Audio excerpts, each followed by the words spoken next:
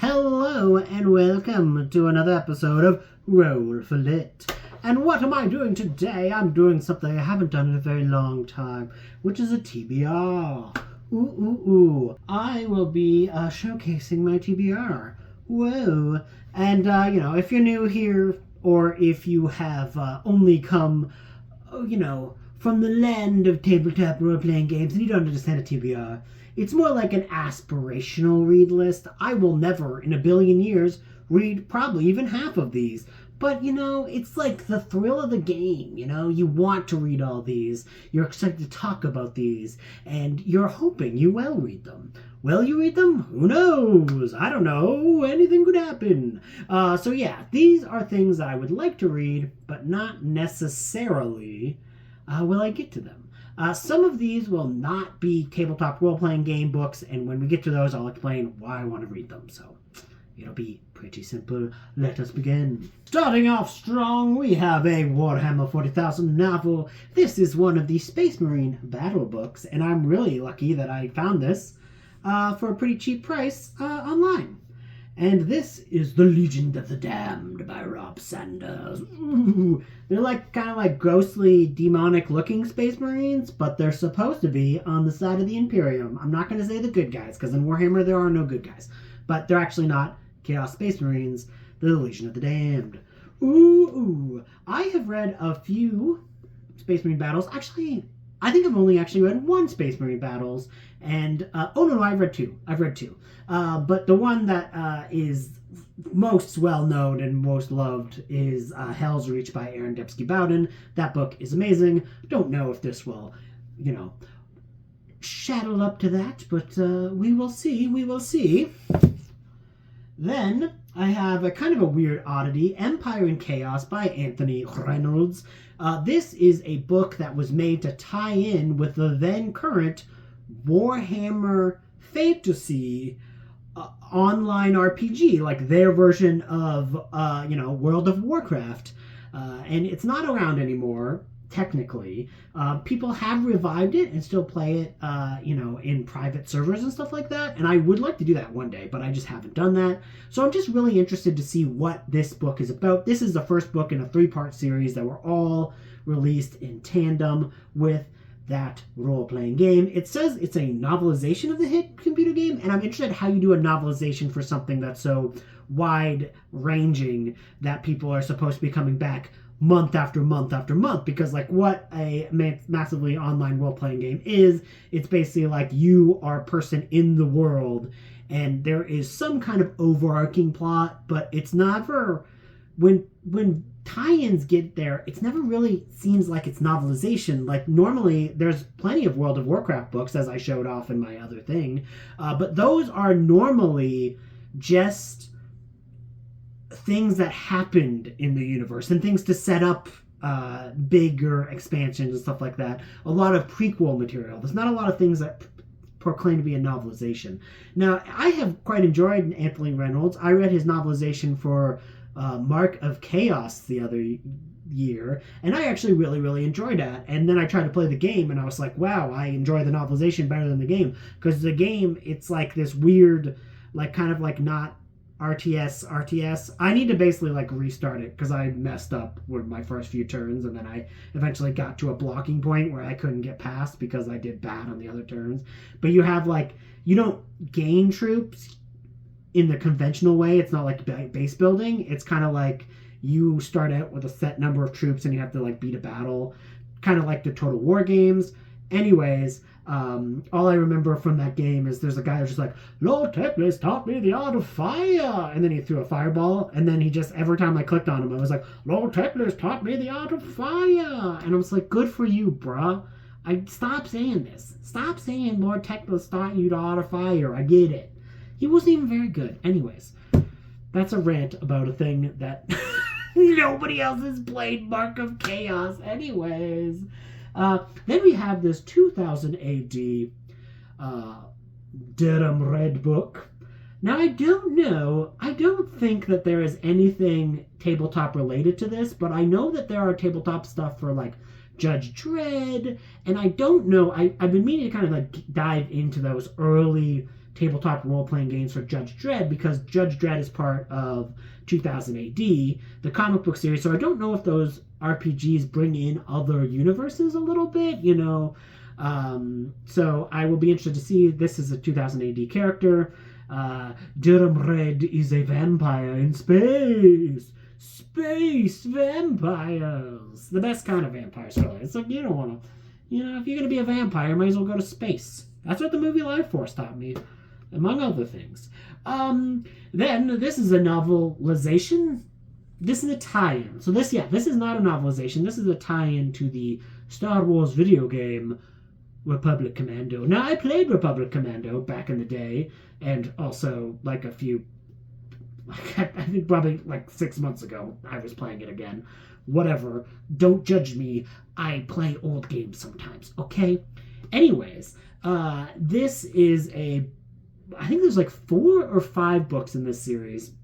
I have them all. They're by Karen Travis, and I actually quite liked her Halo books that I read, so I'm really kind of excited to read this. Republic Commando is a squad-based kind of like shooter game. Really, really fun first-person shooter.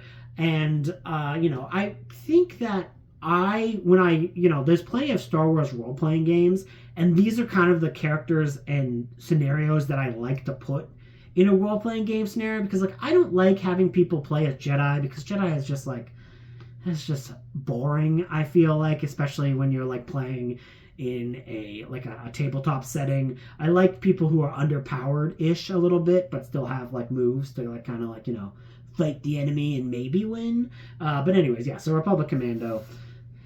Oh, seems like a fun book. This one is related to Arkham Horror. I've been reading some Arkham Horror modern stuff, and I did read the first book in this series. This is a 3-book series. These are out of print. These were Fantasy Flight novels, and they are very out of print now and kind of hard to find. Graham McNeil is an author I mostly know from his Warhammer stuff, literally author of 1,000 Suns, which is my favorite sci-fi novel of all time. Wow. The first book in this series was pretty good. I didn't think it was the greatest thing ever, but this is the only one of those books that is hard to find. So, yeah, this one I got really lucky, and I'm excited to read it. Next up, a pair of short story collections, all from the Age of Darkness? World of Darkness, sorry. So this is a short story collection for Vampire the Masquerade, which is weird because it's called The Beast Within. This one is the one for the werewolves called Win While You Rage, Wage the Apocalypse.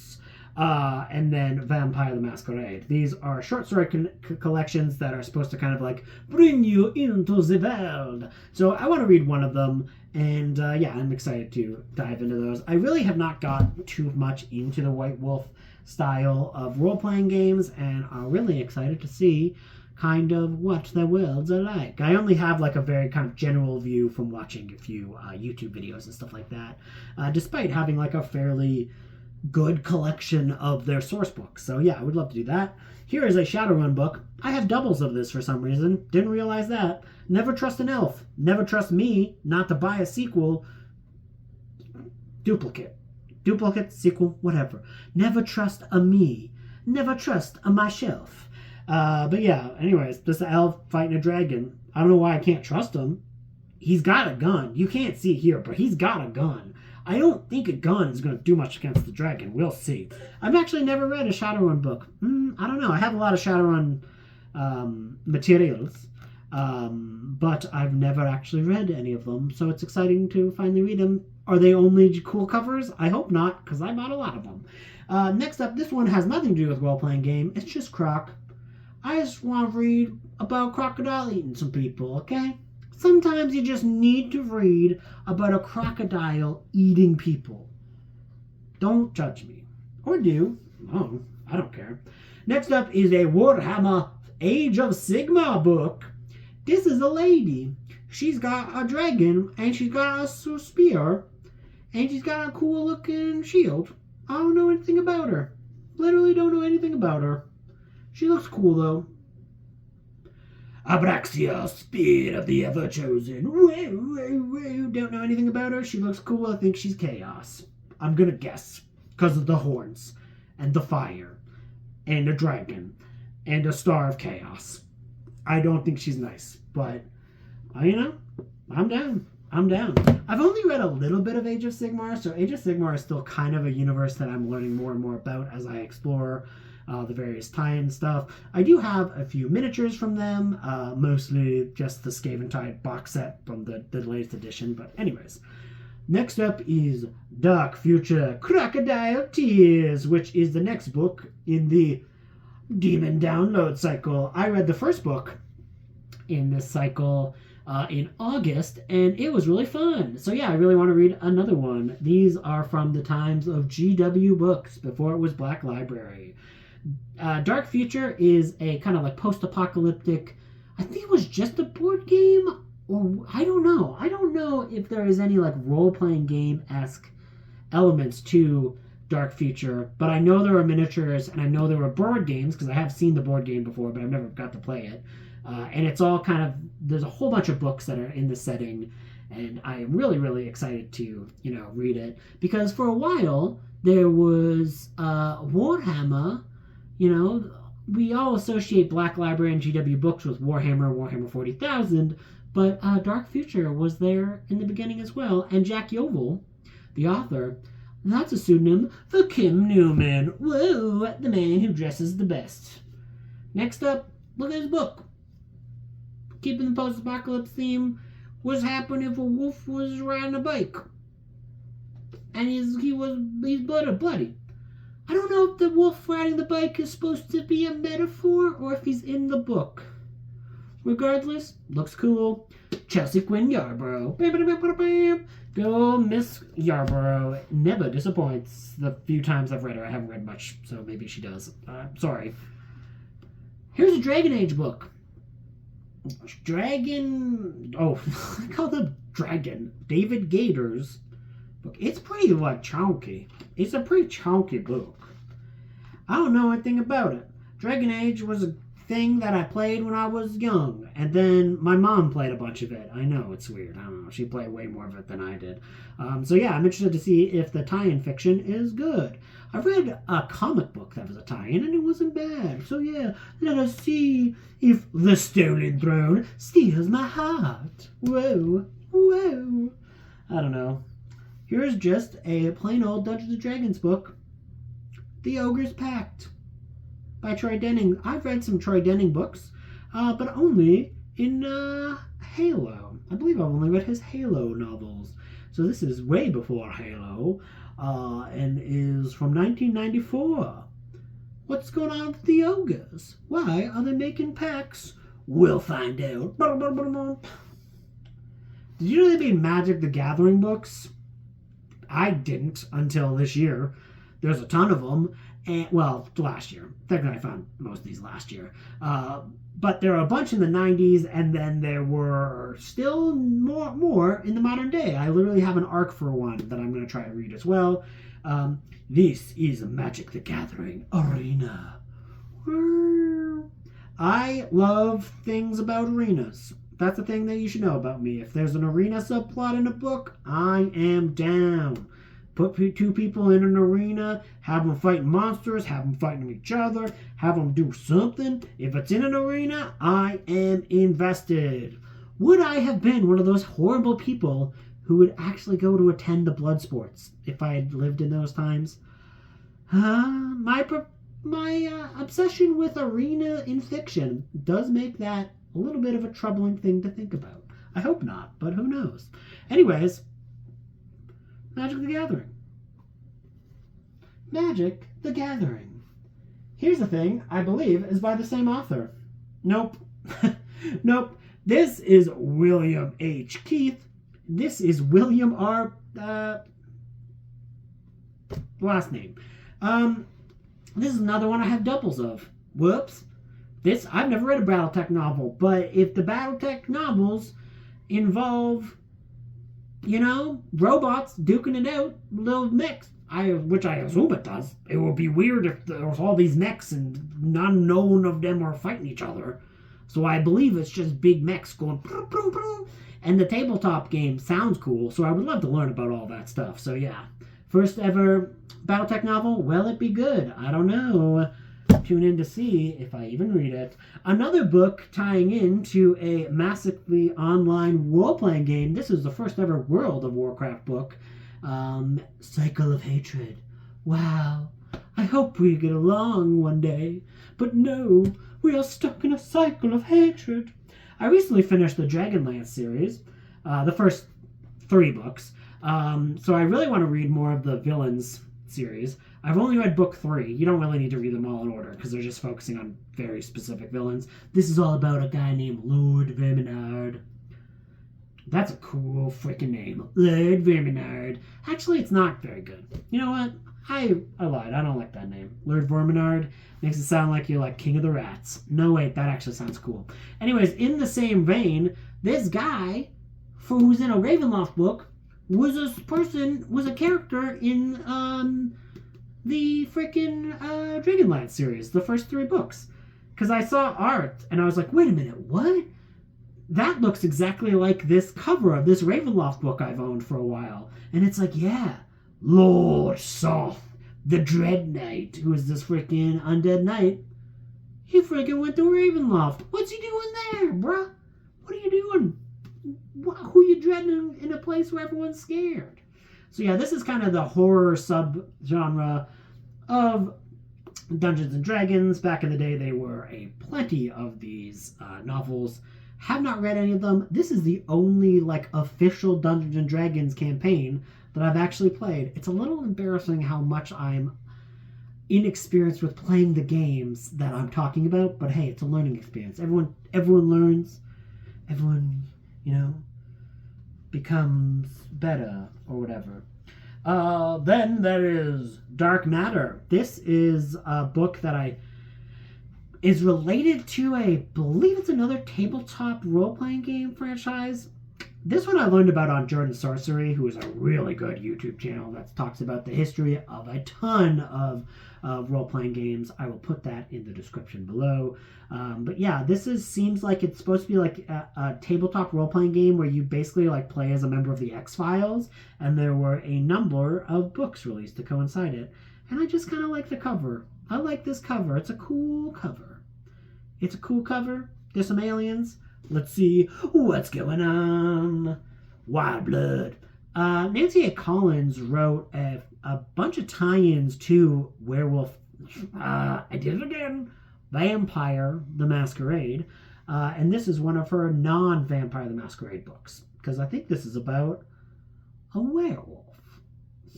Anyways, she writes about, various fiction. And this guy just looks pretty angry. And I want to know why. Why are you angry, bro? Cheer up. Cheer up. Get happy, man. There's things to love. Saurian. I just want to read this. Look at this monster. He's got big jaws. It's like Jaws, but big. Because he's a dinosaur. Why am I reading that in April? I don't know. Role-Playing Mastery by Gary A. Just Gary Gygax. Why'd I add an A? I don't know. Gary Gygax, the guy who was one of the creators of Dungeons and Dragons, one of the co-creators, wrote this book about role-playing games in 1987. I don't know if it'll be any good or not, but I do like this weird-looking dragon and the guy riding it. So, respect. Last, but certainly not least, this is it came with a little bookmark. Ooh, look at this postscript. Independent bookseller.